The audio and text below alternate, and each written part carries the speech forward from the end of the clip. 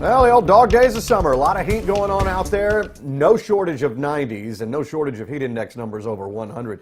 Check out over downtown Macon. Again, this time yesterday after we'd seen some storms, we'd already started to bring the numbers down out there. That has not been the case today. 94 that feels like 102. Yeah, a lot of humidity, a lot of heat. May see a stray shower storm tonight.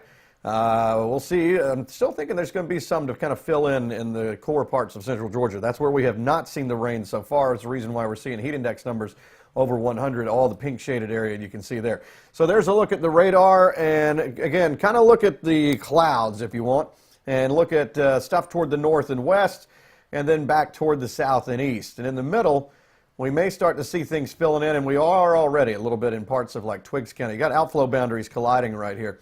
Let's see, as we zoom on in, you can see Hancock County with a little bit of lightning there just north of Lake Sinclair there, north and east. And as we roll on down, nothing going on, Gray, Macon, Warner Robins, Fort Valley, Roberta yet, but that may change in a little bit. North of the radar site in Jeffersonville, a new storm forming south of Perry. So again, that zone in the middle there may be where it all starts to kind of collect in just a little while. As we zoom out, most of the activity today has been up in North Georgia, north of I-20, where a handful of severe thunderstorm warnings have been issued. Here's a look at the high-res model for tonight, and it does show things trying to fill in a little bit in the core of our area.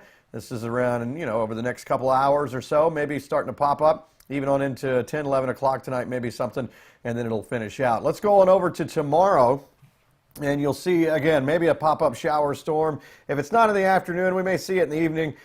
Sometimes it's afternoon, sometimes it takes a little while later on, depending on where they fire first, and then they start to kind of throw outflow boundaries that'll then create storms later on in the evening somewhere else. There's Friday afternoon into Friday night, stray shower storm, yada yada. It's the same old thing as you would expect. But then this is not the same old thing. Tropical Storm Fred, hanging out over the Dominican Republic right now, may kind of weaken and fluctuate in intensity, may kind of go a little bit below tropical storm strength and then back up to it again, but it should get out over open water somewhat, almost one leg on land up Florida as we go on through the weekend, and it looks like it would put it up near our neck of the woods by around Monday, and of course that puts us on that northeast side, which is where the majority of the rain could be. We'll just have to wait and see if it actually plays out that way. The spaghetti models are in pretty much a good agreement with that, taking it up into the eastern Gulf there off the west coast of Florida. Now, it's not overly impressive looking at this point on the models.